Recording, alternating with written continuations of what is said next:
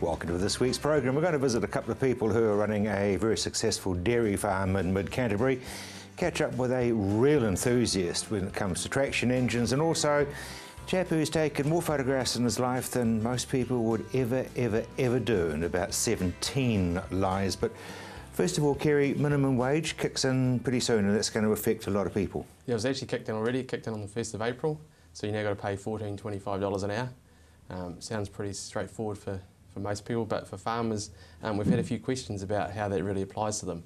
And how does it? Well, they've raised the question about whether you can average it over a whole season or whether you've got to pay it per hour, because obviously as farmers, but seasonal, so they sort of have variable hours.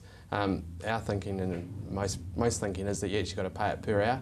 You can't average it out over a season.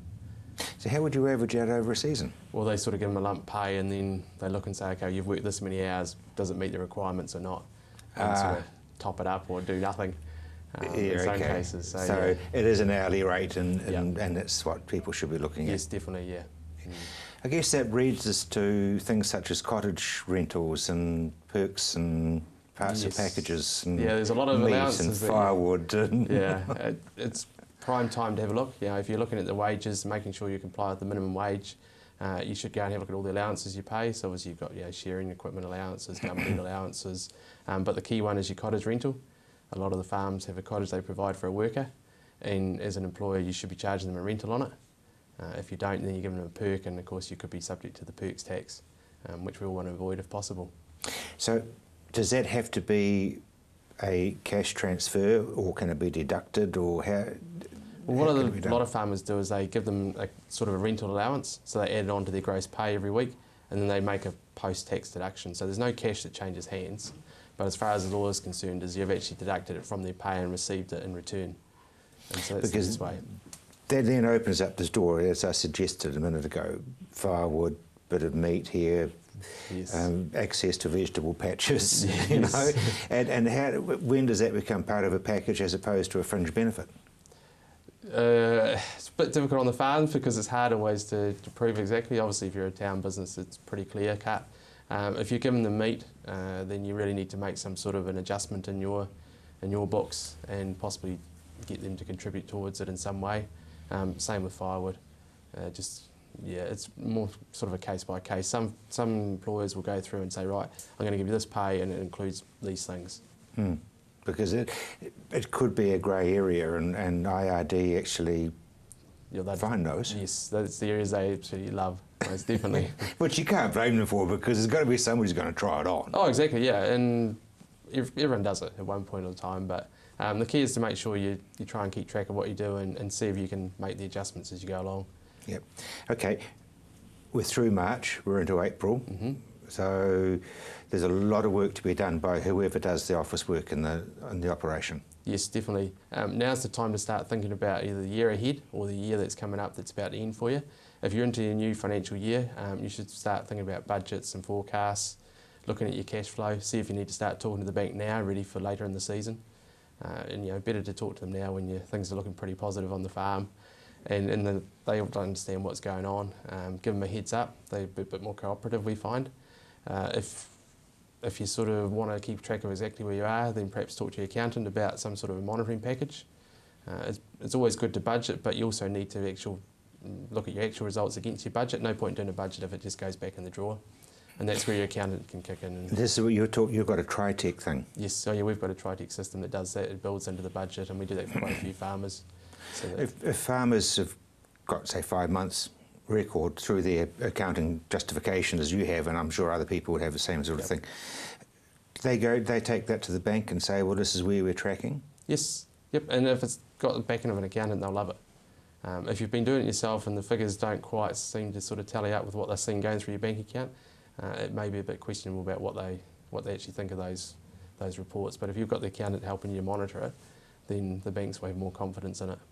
And in one of those sorts of packages, you can expect to see whether your margins are measuring up and whether your income's up to what you budgeted. Exactly, yep. You can get right down to the nitty-gritty if you want to, which is what we need to do sometimes, especially when it comes to sort of your repairs and maintenance expenditure and other sort of areas where a lot of money goes in but not a lot of explanation comes out. Imagine that. So I guess what we're looking at is it's a farm team, and several of them wear ties and a couple of them don't. Exactly, yes, yep, and you're all going to be working together. If you want to get ahead and make the results and get the profit that you want, then everyone should be working together with a common goal of doing the best for the farmer. And how often would you like, if you were able to say to a client, I really want to keep in touch, how often should they ring you and say, well, you know, I'm coming in, or can you come out for lunch? Yeah, I've got a couple where I see them monthly. They come into the office every couple of months and I go out to the farm every quarter. They prefer to come into town and sort of get away from the farm so there's no distractions. Well, there's no Valentine's out there either, is there? Well, this is true, yes. It seems to tie in like that. And then we can just sit down and just go through everything. There's some where they just want to do it quarterly, but the key is to make sure there's a monitoring program in place and someone's looking over your shoulder to make sure you're on track. So those who have a financial end of year approaching, what's their checklist? They need to be thinking about where they're at the moment in terms of cash flow. Again, you know, do they need more, less? You know, talk to the banks. But the big one is what profit are they sitting at, and have they made enough tax payments through the year, and have they got enough to pay them when it does fall due in the future?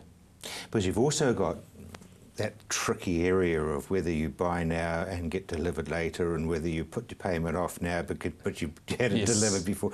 Unravel that for me, please. Yeah, well, that's where you're sort of looking to, you're saying, right, my profit's this figure, it's looking fairly high, so I should buy, you know, your fencing materials, your fertiliser, pay for it all now, and then look at possible delivery later.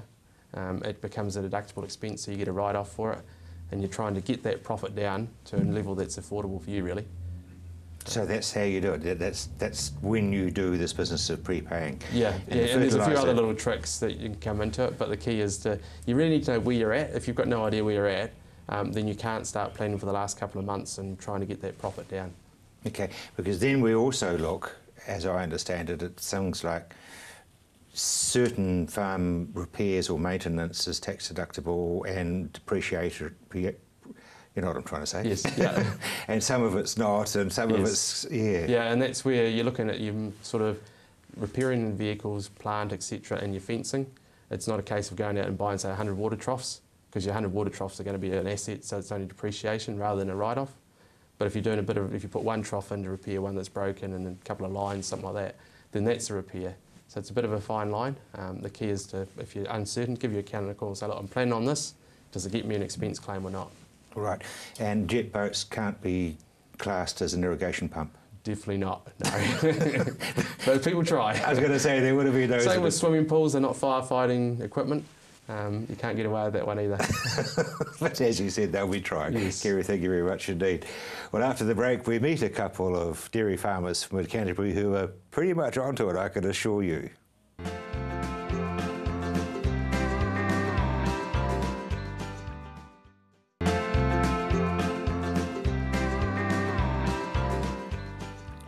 Welcome back to Rob's Country. Well, I think it's fair enough to say that most successful farmers have worked out that if you work smarter rather than harder, you get better results. I met up with a couple in Mid-Canterbury who hadn't been on that property for long, but they've been around for a while. 2004, we started farming in Westfield, and prior to that we were in Southland together as a couple briefly before marriage, but 1,000 cow operation in Raisbush, Western Southland. And now you're up here, you're on quite a sizable block. 450 hectares, milking 1,600 cows, and 80 bale rotary, and we employ 7 staff. Yeah. Staffing must be a challenge because there's not that number of them around in New Zealand. A mix of who we have on the team are from New Zealand and abroad. We've got a range of personnel, so we have people from the Ukraine, Ireland. I'll try not to talk in all their accents, sorry, I always do that. No, that's all fine. The Irish lad, he loves it when I get They enjoy a bit of stick, don't they? They do. And some expat South Africans as well as Kiwis here on the team at the moment. So, now I know that one of your main focuses as far as running a property is the people and giving them some form of ownership. Yeah, that's right. Everything we do needs to be systemised in some way so that they have days off, rotating amongst themselves, and we want things to be repeated day after day. in terms of being able to follow processes and pick up bits and pieces of information. So it's really important that we've got engagement from people who are just new to our business, 2 to 3 months, through to those that are 3 years or more. And so a big part of that is them knowing why, and they all having access to the information on a daily basis, or can dig out the long-term history on things really quickly. So obviously computerisation, but accessibility to that's pretty new.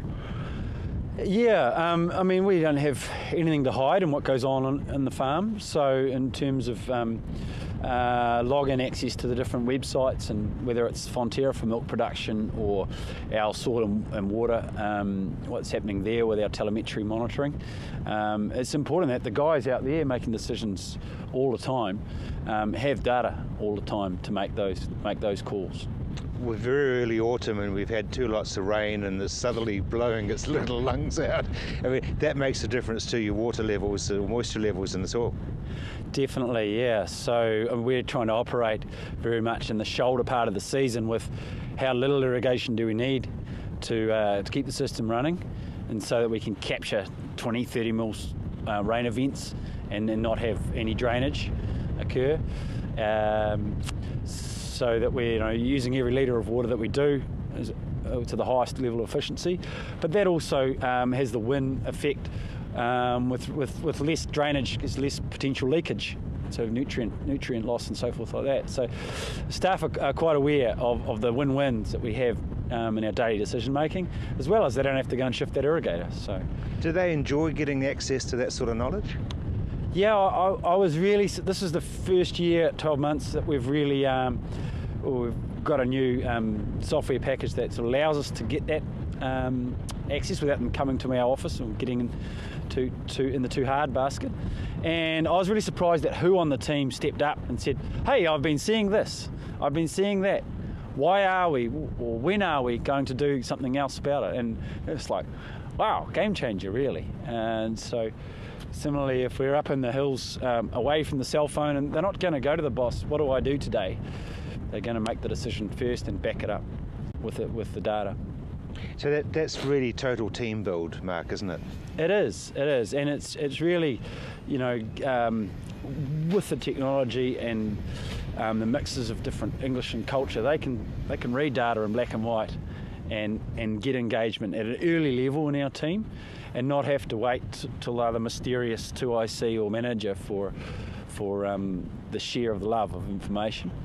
And you are seeing it really early on in high level engagement from the guys. Yeah. I mean, that's what I was meaning by taking ownership of the operation, because not literally but metaphorically they certainly do. Yeah, no, totally. Penny, obviously a vital part in your operation as well.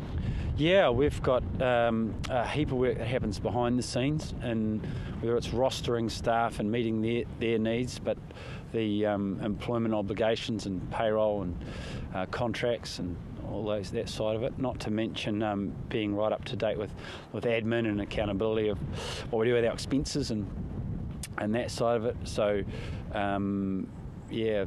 she's got a big part to play, and also a link between myself and the managers and her in a loop, so that we have cross-level high engagement. Yeah. As far as day-to-day decisions, it's obviously very important to make sure those happen and don't drift. So we're using technology with our feed monitoring and pasture growth and things like that. But that's happening from the ground up, from the team getting that data together. Then it's a question, coming back to the use of technology again. You've got quick recall on what the cows are doing on a daily basis. We charts on the cow shed wall as to whether they've been getting allocated supplements or not, and what's happening with the pasture cover moving up and down. So when that's owned by 2 or 3 leaders in the team on a daily or weekly basis, there's the why is this? We did this and we could get it done a little bit better, or gee, you got that result. How did that happen when I was on my days off? And so it just brings it in that level of transparency, rather than it just sitting in my head and not forgetting to to tell or share the story. So it's working smarter? Yeah, I think so. Working smarter, but the team ethos is sort of alive and feeding off each other, which leads to better decisions, I think, because you're justifying why regularly with inquisitive young minds and not just do it my way because she'll be right. It sounds very much as though the team you've got are never going to move on because they want to be part of this operation. It's really interesting. We're trying to, we certainly would love that to be the greatest outcome, Rob. I think the reality is, though, that it's a fast up and mobile sort of industry, and I'm a product of shifting from Northland to Southland and back to Canterbury as a young farmer, getting knowledge off people and growing my skills. And I see a few in our team that'll be in that space too. They won't be here forever, no. So it's a career still, very much a career?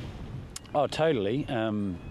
That's the only place it is, definitely amongst the minds of our guys. So we're all here to be farmers, not workers, and so what we do hopefully builds a bit of a platform getting them there, Let's talk a wee bit about irrigation and pasture and fertiliser, because obviously you're very much aware of leaching and things.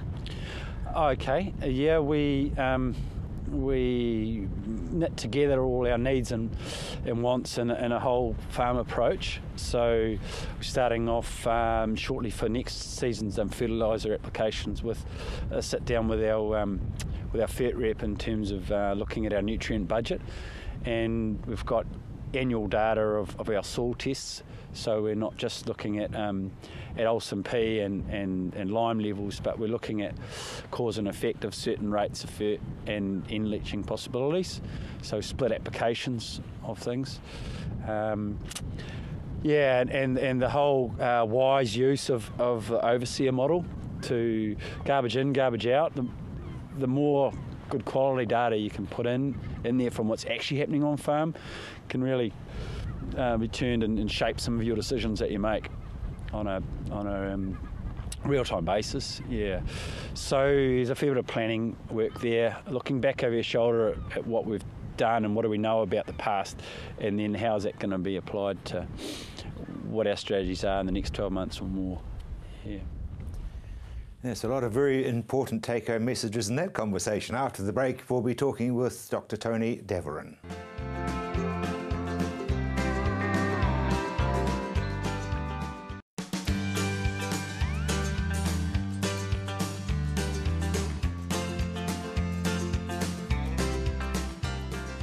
Welcome back to the program. Tony, monitoring. We just heard about how the Saunders are doing it, and hugely important. Oh, absolutely. And everything that he was talking about is so important for farmers now. It doesn't matter whether you're a dairy farmer or a cropping farmer or whatever you're doing.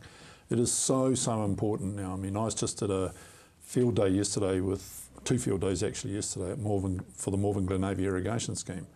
And they are right out there. I mean, in terms of schemes, they are right out there in leading the pack. Very proactive. They've spent over $1 million, I think it is now, on telemetry within the scheme to make sure that all their pumps are water metered, so that then they're tacking all their soil moisture stuff into that. They can measure temperature. The stuff they want.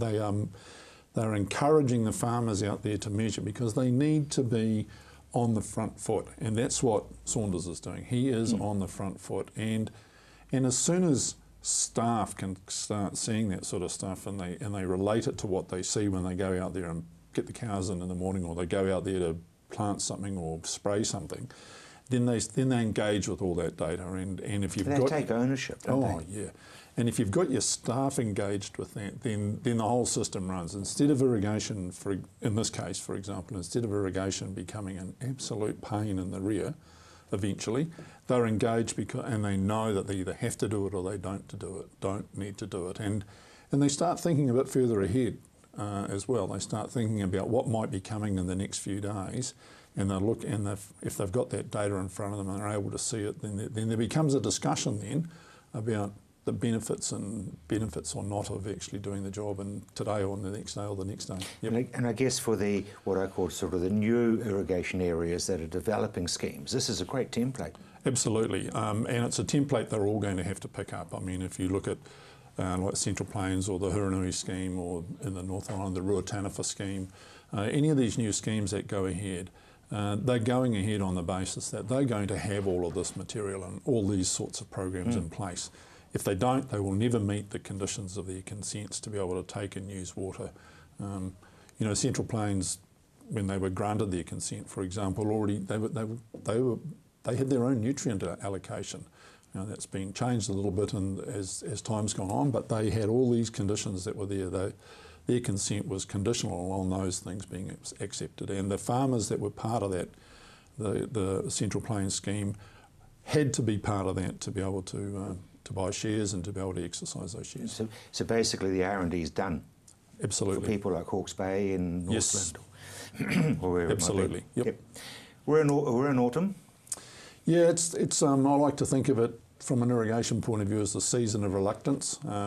We've reached the time, end of March, where you really need to be a reluctant irrigator. I mean, you Don't turn it on unless you have to. You have to, you know, and that's like being an unwilling participant in the activity, really, I guess you could say. And you need to think seriously about what benefit you're going to get out of it at the moment. Now, we know we've still got very good growth. We're still getting 50 we've been through Southland this week. They're still growing 50 to 60 kilograms a day. In fact, the place looks a picture in Southland. They've had some nice rains. They've still got beautiful sunny days. Great growing weather. Soil temperatures are still high. I mean, 2 or 3 weeks ago we dipped down close to 10 degrees, but we're hanging in there. You know, we're up around that 12, 13 degrees at 9 o'clock in the morning and rising during the day. So we've got excellent growing conditions at the moment for ryegrass. It's in its element, so it's in its comfort zone. You know, 12 to 15, 16 degrees soil temperatures, 20 degrees, 18 to 20 degrees during the day. It's going to grow. It's not going to grow 100 kilograms a day like it might in the middle of the summer, but we're going to be growing in excess of what animals need to feed on at the moment. And we're getting good germination of seed that goes in the ground as well. The conditions are perfect. But you just need to be a very reluctant turner of the switch at the moment. And I have to say, it's really pleasing, having driven from here to the Waitaki River yesterday and back again, to not see one irrigator running. And I think that's probably I think that's a development of our behaviour in the irrigation field now. I mean, they are starting to listen. They are listening and they are thinking. They realise that, as the previous item just talked about, you know, irrigation equals drainage if you get it wrong. They're thinking, nutrients, drainage. These things are all starting to add up. You know, it's not just 1 and 1 anymore. It's 1 plus 1 plus 1 plus 1, and they're starting to put all these things together. And so it was really, really pleasing, despite the fact we've had some pretty nice weather, a little bit overcast, but clearing in the afternoons. We've had some good growing weather, and we didn't see one irrigator fired up. There are a few that look like they might be ready to fire, but we didn't. Can't help ourselves. Yep, wasn't one running, and I just thought that's a real compliment to everybody at the moment, because they're really thinking about whether they need to be irrigating or not. Yep. Obviously, when we get to the very end of the season, don't stir them on the lee side of a fence if there's a nor'wester. Yeah, it's probably a good idea this year. You know, I think we did learn. Learned our lessons last year. There's a few centre pivots I've seen around in the last little while that look like, I doubt they'll ever irrigate again on some of this land. It was particularly down on South Canterbury on some of that downland country. They need to think about moving their centre pivots. The last thing you want to do is get a decent rainfall now and then have to try and move the things around on those sorts of soils. I'd be looking at those and saying, let's get it upwind or downwind now. If we have to start again, we will. Unlikely that they will do any irrigating at all, particularly with the forecast that we've got for Monday, Tuesday next week. It's they're talking about a cold southerly coming through, some rain. If you've got another 10 or 12 millimetres now, that's going to see us well into April, and then you're no longer a reluctant irrigator, you are a non-irrigator really. Right. Are you surprised, and no doubt you're very pleased, that we managed to get through? Because after that nor'wester, you were saying, phew. Yeah, I think the rainfalls that we got in that middle part of March just really helped us out, and then we've had odd bits of rain in between, since then. We're getting relatively cool mornings, we're getting heavy dews. Places have been pretty close to frosts on occasions without there being any sort of suppression of soil temperature. So we've been quite lucky. The season's panned out really well for us in the latter part of March particularly. You've got to remember, once we go past the equinox at 22nd of March, you're less than 12 hours daylight a day. The plants are like us, they don't really want to get up in the morning at the moment because it's still dark at 7:15 in the morning just about, so they're not doing anything then. And hopefully, that's probably good, because the farmers have gone out and looked at everything and it's still dark, so they can't see it, so they don't irrigate. Maybe that's the reason why not. I don't know. Anything that helps, though. Anything that helps, absolutely. But, if we get some rain next week, that's absolutely the death knell for irrigation. I mean, you just wouldn't want to be thinking about it from the middle of April onwards. And we're back up to date again with machinery, though you said that some of it's still US. Yeah, there's still a few corner systems that haven't gone back up on the end of pivots. Some of those might not go back up. Farmers might make other choices for the corners now. It's really interesting. Well, there's these G-sets. We're seeing actually quite a lot of solid set fixed sprinklers on posts going into the corners. Very uniform, easy to use. You can run them in banks. You can run them for short periods of time if you want, when you're not doing something else. And the price of that per hectare now has come down significantly. If you were doing that, well, even 3 years ago, you wouldn't get any change out of $12,000 a hectare. Well, we're getting it down, around the $7,000 a hectare in places now. So that's suddenly getting cost effective compared to the cost, for example, the cost of a corner arm on the end of a centre pivot. That is a very expensive piece of machinery on the end of the pivot. I've had a look at some of the stuff that RX Plastics are about to announce and release, those G-sets. Yep. And they'll be very good as well. Yeah, anything where you can ensure that the irrigator's going, or the pods or laterals can go exactly where you want them to go is a benefit in the corners. Great. Tony, thank you very much indeed.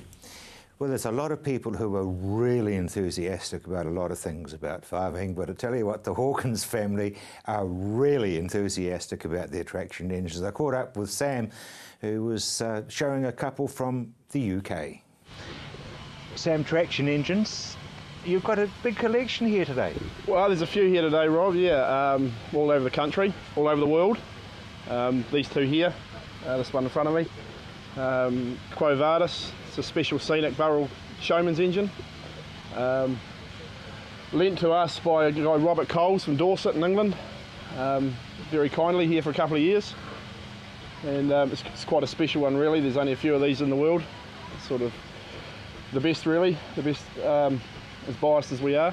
It looks as though it was used as a sort of a sideshow, carnival type thing. It's got all the pretty stuff on it, the brass, shiny, generator on the front, provide the power for the showground, for the fairground rides in England, and they still do today in England. There's a lot of brass to be cleaned, a lot of paintwork to be washed and cleaned. About 3 or 4 hours each morning, yeah.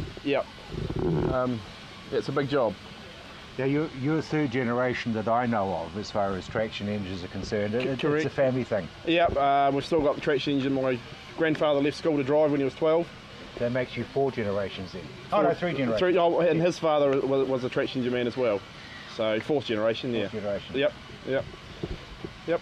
And some of the other ones that are around, I mean, these came from UK. There quite a few were based here in New Zealand from you? Oh, all of these ones you see here today came straight from the factory when they were new. But these here are Showman's engines. None of these ever come to New Zealand. Not enough population to warrant the fear. How do our numbers in New Zealand compare to overseas? A lot smaller. In England, I don't know. Some rallies they can have 300 to 400. But the biggest rally we've ever had here was 80 traction engines in one place at one time. I think we've got about 16 here today, which is a good turnout for New Zealand. how do you keep them running? Because bits must wear out. They do, like any moving parts, they wear out. For about 2 hours, there's probably about half an hour's maintenance. But you just got to make it yourself and make do, because you can't buy parts for them.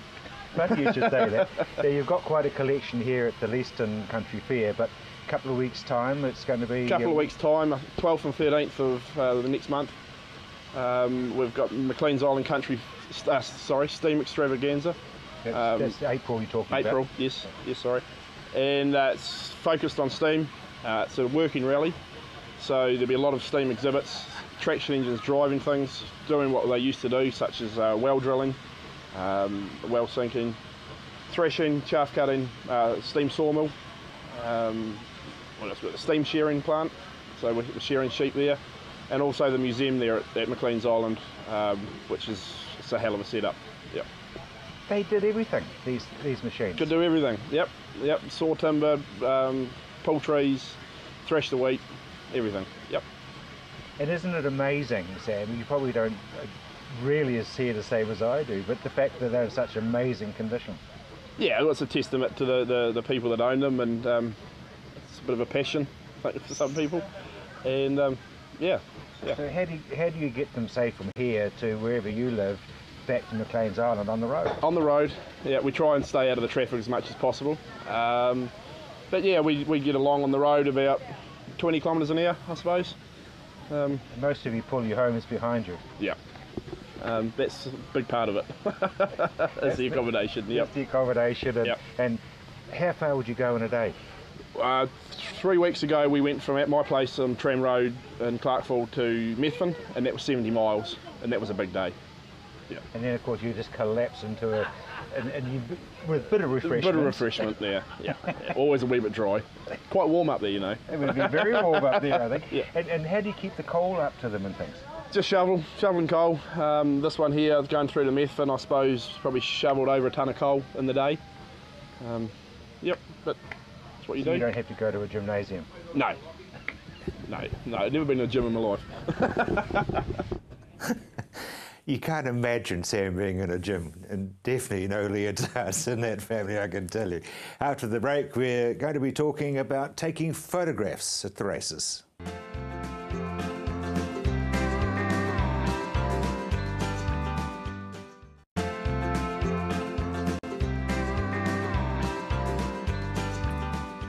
Welcome back. Well, you've probably seen them in people's lounges, offices, you would have seen them in hotels, you would have seen them practically everywhere you go. The photographs of racehorses, the winners and how well they have done. The man who is behind the majority of those photographs, if it wasn't him, it was his son, he's been doing it for a long time. Just over 50 years now, yeah. I think in 1957 I think I started, New Zealand Cup here at Addington. So how did you start? How did you get involved? I got initially through, I was doing a bit of photo finish work at Addington, and one of the magazines approached me to see if I could take some photographs of the horses, and I thought, all right, I'll do that too, because it was a hobby, a real serious hobby with me at that time, and I really enjoyed it. So, and then I started doing the strip finishes for a couple of magazines, and then I started marketing photos to the owners, and just grew from there. Yeah. And it has grown. I mean, you're now flat out. Yes, we are. Yeah. Just myself and my son. Yeah, AJ, he works with me all the time. We just share all of our workload and that sort of stuff. Yeah. So there's a lot of meetings. If you watch the TAV channel, there's racing everywhere. You can't be everywhere at once. No, we just concentrate in the South Island, sort of from Oamaru north. Every track, both codes, gallops and harness. Go to Nelson, the coast and things like that. A lot of travelling. I do nearly 30,000 Ks a year in the car. And AJ does, I don't know how many, but yeah. It's just all those meetings we just cover. And we enjoy it. I mean, it's not just the main ones. You do Marakarara and you do all those small ones as well. Every single meeting, whether at harness or gallops, every single meeting in the year. It's about 140 meetings we cover, just the two of us. Yeah. 50 years, the gear would have changed a lot. Oh, out of sight. Out of sight. Yeah, now it's relatively easy compared to what it used to be with one shot. Now you can motor drive and you get about 11 frames a second with the cameras we've got now, and they're great, great detail. yeah, yeah. We just love them. Yeah. A lot of your work, you've got action shots, you've got head shots, you've got the finish, you've got the owners all in there together. There's a lot to it. Yes, you've got to pick your angles. Yeah, you know, you get people coming around behind the cart or something, congratulating the owner. You've got the driver and the owner together. You need to get them from the right angle and make sure you get on the right side of the cart so that you're not getting the back side of them, of course. Yeah, and try to get head shots of the horses as well. Nice head shots, because we love the horses. That's what it's all about, isn't it? There's a saying that you should never work with children or animals, and you're working with animals the whole time. Yes, but they don't talk back at you if you keep far enough away with those back legs. And Colin, obviously computers have made your end of the day work a lot easier. Oh yes, for sure. One or two of the clubs now do like a wine bottle and give it to the owner, so we go straight back to the computer after the race, download, print the race finish and make the label up, pop it on the wine bottle. The owner gets it within probably 10 minutes of the race finish. You do that at the track? At the track, yeah, wherever we are, yes, straight away, yeah. And some of the tracks we put our pictures back up on the website on the same day, at the same time, sort of between races, but that makes a bit of pressure. Yeah. With all due respect, yeah.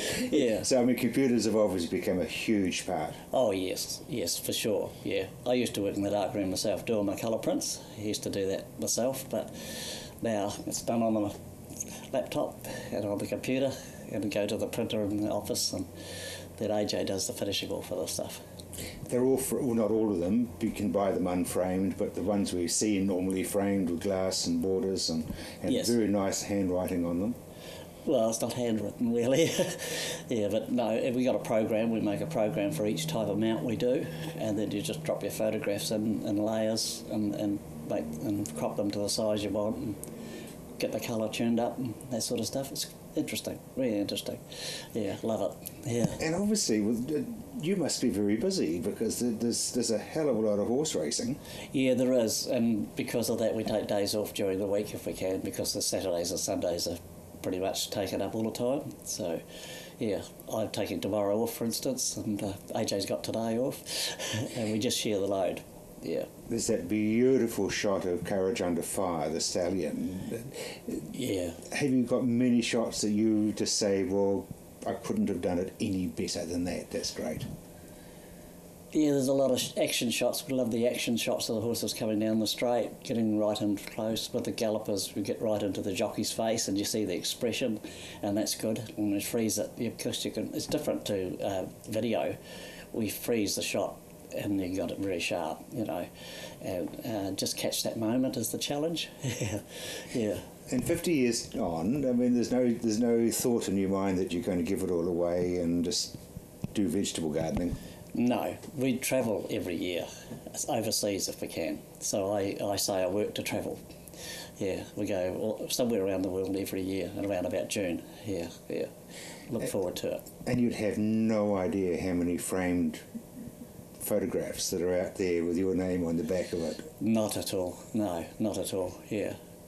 I don't know how many meetings I've been to, but you know, when you've got 50 meetings, 50 years of it, I would have covered 80 to 100 meetings or 90 meetings in each year, I suppose. So it's getting up there. It sure is, yeah. You used to have 8 races a day, now you have 10 or 12 or 13 or... It's a long day, yeah. And the other thing is, you must have met in your 50 years a huge range of characters. Oh yes. And what I like at the races when I arrive is an owner walk by and say, I hope to see you later today. Meaning they want to win. You're probably in the same box. I mean, it's that camaraderie, isn't it? It's a great industry. Yes, that's right. It is. That's what we get a lot of buzz out of the owners and what they share with their winning moment. We just enjoy that too. You know, you have a lot of laughs with them, and that's what life should be about. Interesting though, you work around your subject, you don't try to get the subject to work around you. I mean, you scuttle around in there and to get that angle. Oh yeah, the horses have a mind of their own, so you've got to get the angle that they decide upon. You know, some of them will play up a bit, but not too many, but some do, and you've got to watch out for them. Yeah. And he's one of the characters that we're talking about. Just think about it, 50 years, 90 meetings a year, so that's 50 times 90 times 12, and he probably takes about 5 or 6 photographs of every race. It's a lot of photographs. After the break, we'll be talking bees.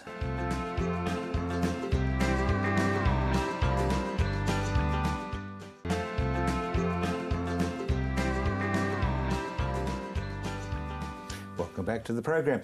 How's the season been for bees?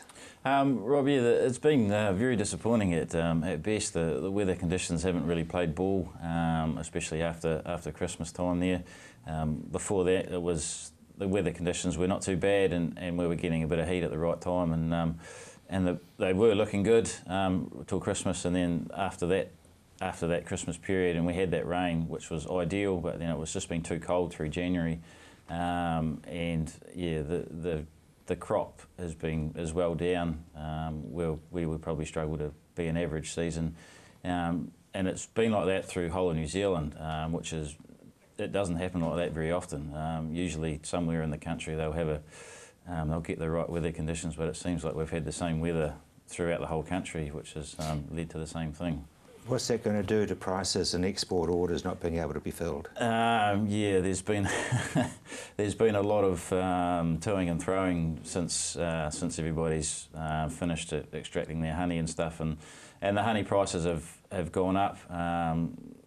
Talking about the clover honey price, that's what we produce, so that's sort of gone up $1 a kg since last year, which is quite substantial. And there's the big honey packers are fighting over honey basically, and some people aren't selling at the present point in time because they're holding off, so they think they might get a bit more for it at the end of the year, but that'll be, I think there's only so far that the price can go, but yeah, it's the demand for New Zealand honey overseas is steadily growing. I mean, the Chinese market is one of the biggest growing, I'd say, at this stage, and I keep asking people, how far do you think have we just got in the door over there, or are we halfway through, or do you think? I think that we're only just scratched the surface, and we could produce another 1,000 tonne a year to send over there, and they'd just lick it up just like that. So that's an interesting challenge to get your numbers up hive-wise. Yeah, there's and the hive numbers have steadily been growing in New Zealand. There's I read some statistics the other day that there's another 50,000 hives that have been registered in New Zealand since last year, and last year was the same. So, I mean, theoretically, that's over the last 2 years. There's another 100,000 hives in New Zealand. So that's quite a jump. But in saying that, there's only so much of a food source out there. Because of the honey crops where we are this season, is it because the production is down? Is it because there's more hives and the bees are fighting over the same patch or same area of production? You'd love to see half of New Zealand go under clover. Yeah, yeah, I would.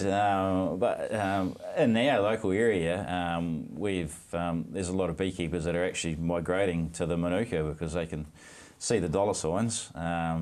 You're getting probably $6.50 to $7 for a kg of in a drum of clover honey, but Manuka honey is anywhere, or the least you probably get is $15 to the sky's the limit. Have you guys sorted out the whether it's Manuka or just a bit of Manuka? Yeah, there's a bit of there's a lot of discussion going on about that at the present point in time. This has been an ongoing saga probably for the last 5 or 10 years, and basically after the bad press that we've had over the last 6 months from overseas testing and stuff, that MPI have now come in and sort of got the ball rolling, because before that they'd sort of left it up to the industry to sort it out, but that hasn't happened, so because people can't agree on what they could call it. So MPI have started the ball rolling, and they've got a working group up and running where they've got two committees. One committee is based by science people, and the other committee is from people from the industry. that have got a lot of knowledge and that they'll be able to use. So, and they're hoping to get something up and writing by the 1st of June this year. You've got to get it sorted, don't you, Barry? Yes, absolutely, because there's, as we've found out overseas, like the UK people say that there's X amount of Manuka honey produced in New Zealand, and basically, if you read the statistics, it's all that only covers the UK. So where does the rest of the Manuka come from? But there's people planting Manuka. Yeah, there is, Rob. There was an article in the online the other day to say that a beekeeping company in the North Island have actually bought 900 acres of what they call marginal farming land. It's a hill country and stuff that's got a bit of Manuka on it, and they are looking at planting more Manuka on it to so they can stock more hives on their land. And it used to be cut out. You used to burn it and do whatever you could to clear it. Yeah, but now it's gone the other way, and there's a lot of interest in planting and replanting. But what I would say about that is you solely just can't plant Manuka. You need to have another source for the bees to gather, because a monoculture is not of any benefit to the bees and to boosting up the hives. So you need basically talk to your beekeeper. Yeah, and the other thing you can do is look at the Trees for Bees project that's been run by Fed Farmers, and you can look on the website. I think it's treesforbees.org.nz. That's brilliant. Barry, thank you very much indeed. Federated Farmers' phone number and others you'll be wanting to jot down on your screen now.